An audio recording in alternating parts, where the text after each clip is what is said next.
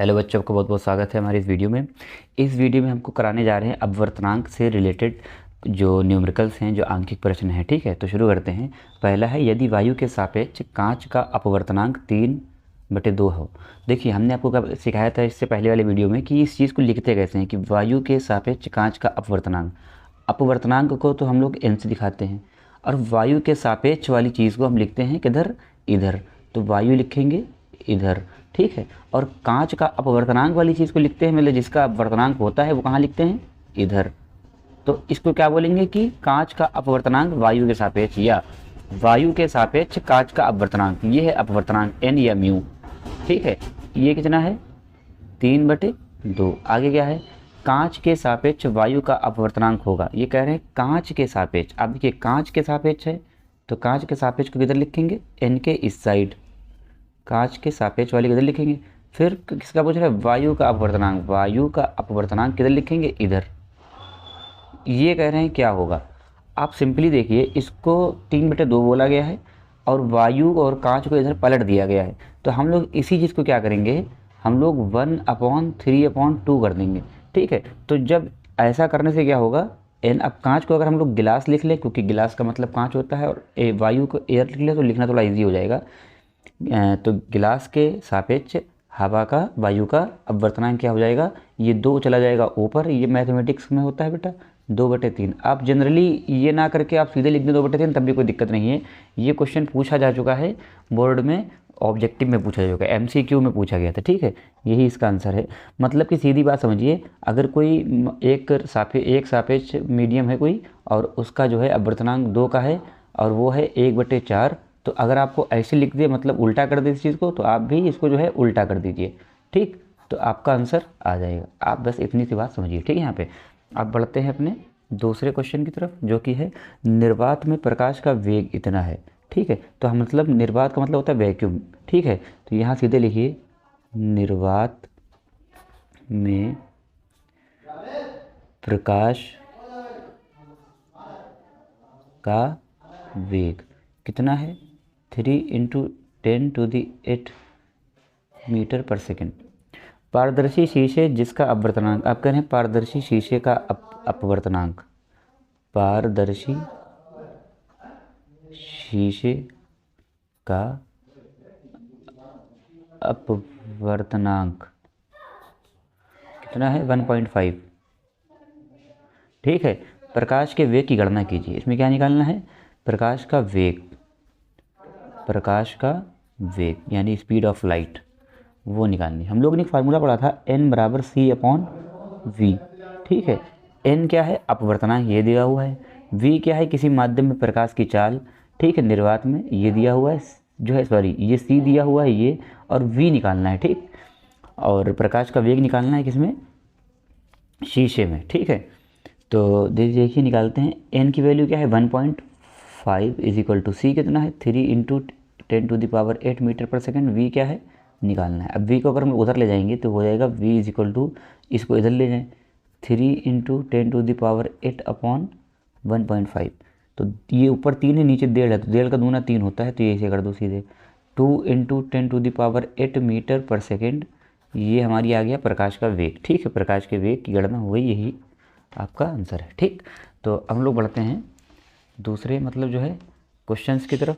हमने आपके लिए इसमें जो है अच्छे खासे क्वेश्चन जो हैं लिख लिए हैं, ताकि आपको समझा दें हम। बोर्ड मतलब पास ही है, और बहुत ही मतलब जो है सब पूछे जाते हैं चीज़ें, ठीक है। बहुत ही सरल होता है और आसान होता है। यदि वायु के सापेक्ष किसी पारदर्शी द्रव का अपवर्तनांक, देखिए वायु के सापेक्ष यानी कि n इधर लिखा तो वायु इधर लिखना पड़ेगा, ठीक है।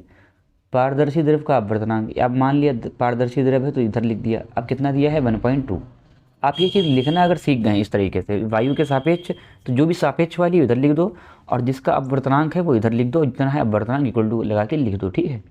तथा कांच का अपवर्तनांक, अब कह रहे हैं अपवर्तनांक ये होता है, और कांच का अपवर्तनांक है तो वो तो इधर लिखा जाएगा n के। ये कितना है, 1.8। इधर कुछ नहीं है तो फिर वायु अपने आप हो जाती है, ठीक है। ये बताया था, मतलब ये दोनों निरपेक्ष अपवर्तनांक हैं अपने अपने। ये द्रव का निरपेक्ष अपवर्तनांक है, ये कांच का है। हमने आपको बताया था निरपेक्ष अपवर्तनांक क्या होता है, कि जब प्रकाश की किरण वायु से किसी माध्यम में प्रवेश करती है, ठीक है। अब कह रहा है द्रव के सापेक्ष कांच का, तो निकलवा क्या रहा है, द्रव के सापेक्ष, द्रव के सापेक्ष, तो द्रव कहाँ आ जाएगा, इधर, और कांच का अपवर्तनांक निकलवा रहा है तो कांच कहाँ लिखनी पड़ेगी, इधर, मतलब इन दोनों का आपस में करा रहा है। ये दोनों क्या है, निरपेक्ष अपवर्तनांक हैं, और ये क्या है, सापेक्ष अपवर्तनांक बन गया, क्योंकि अब किसी माध्यम से दूसरे माध्यम में किरण जा रही है। तो जब हमें अपवर्तनांक निकालना हो और अपवर्तनांक ही दिया हो तो क्या करते हैं, इस वाले को इक्वल टू में ऊपर रखते हैं, यानी कांच वाले को हम लोग ऊपर रखेंगे इसका, और इस वाले का अपवर्तनांक ये है जो नीचे लिखेंगे, 1.2 हो गया, ये कैंसिल हो गया, ठीक है। 2 छंग 12 और 2 ने 18, 2 तियाँ 6, फिर 2 चक्कू 8 और 9.5, तो मतलब 4.5 इधर हो गया, ठीक। तो इसके बाद क्या होगा, इसे इधर काट लो, 4.5 का ऐसे कर लो, 3 बन जा 3 1, ठीक है। और फिर पॉइंट लगा है, पॉइंट लगा नीचे डाल लो, 3 पंजे 15, ठीक, 0 0 हो गया। तो 1.5 आंसर आ गया है, 1.5, ठीक। तो द्रव के सापेक्ष कांच का अपवर्तनांक कितना है, 1.5 गुना है, ठीक है, 1.5 गुना सघन है, ठीक। वायु तथा कांच में प्रकाश की चाल, यही आपका आंसर है, ठीक है, सॉरी, मतलब हम उधर पहुंच गए दिल्ली। देखिए, वायु तथा कांच में प्रकाश की चाल क्रमशः 3 × 10⁸ मीटर पर सेकेंड है। वायु तथा कांच में चाल दी गई है 2, एक ये वायु की है, ये कांच की है। तो वायु में प्रकाश की चाल कितनी है, 3 × 10⁸ मीटर पर सेकेंड। फिर क्या है, वायु में, सॉरी वायु नहीं, अब क्या है, कांच है, कांच, कांच में प्रकाश की चाल, कांच में प्रकाश की चाल कितनी दी गई है, 2 × 10⁸ मीटर पर सेकेंड। अब करें वायु के सापेक्ष कांच का अपवर्तनांक ज्ञात करो। अब देखो, वायु के सापेक्ष है और कांच का अपवर्तनांक, दो चीज़ें हैं, तो यहाँ पे लिखो n, वायु के सापेक्ष यानी यहाँ लिखो वायु, कांच का अपवर्तनांक इधर लिख दो, कांच इज इक्वल टू लगाओ।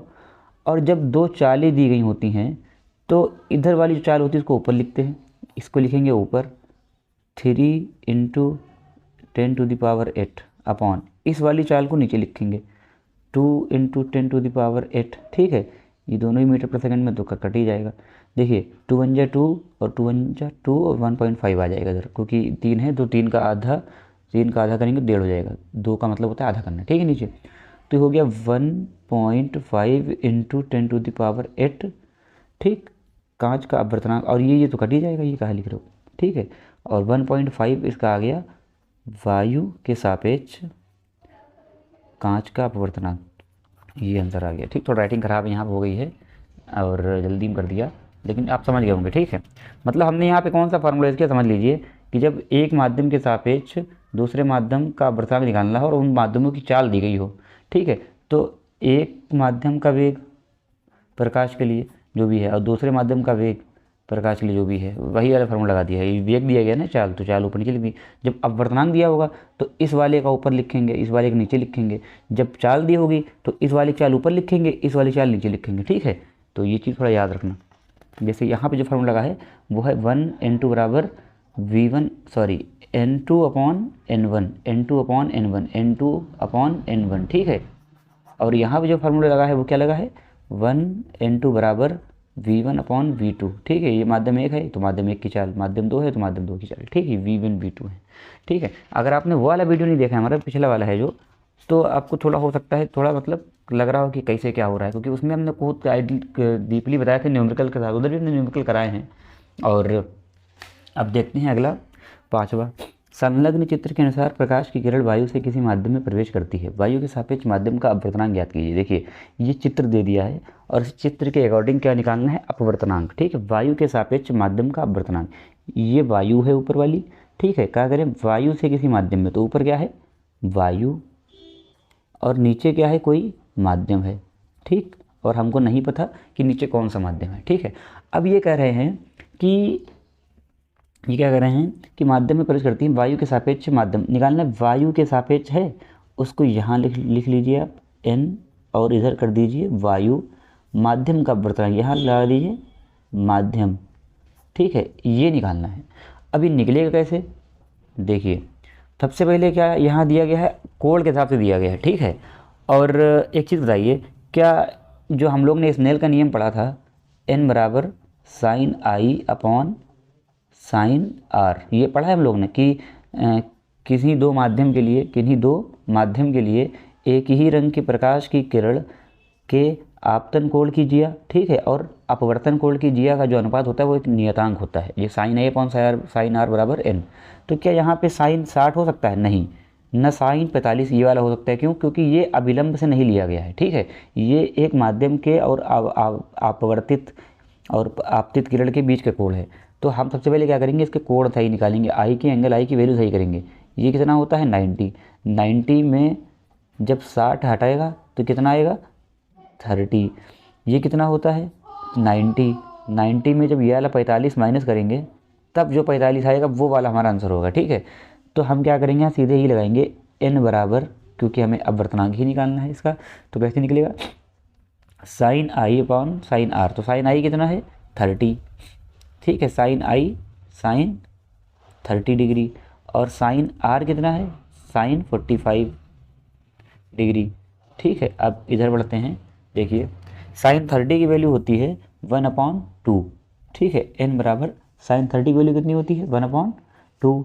इसके बाद क्या है, डिवाइड कर रहे हैं ना इस चीज़ को, ये देखिए डिवाइड हो रहा है, तो यानी साइन 45 होता है 1/√2, ठीक। इसको हमने वैसे नहीं लिखा, थोड़ा जगह वैसी पड़ जाएगी क्योंकि हमें लाइन ज़्यादा चाहिए, ठीक है। अब देखिए n की वैल्यू क्या आ गई 1/2, जब इसको इंटू करेंगे हम लोग, ठीक है, तो ये क्या होगा पलट जाता है इधर वाला, ये मतलब √2/1 हो जाएगा, ऐसा होता है, ठीक है।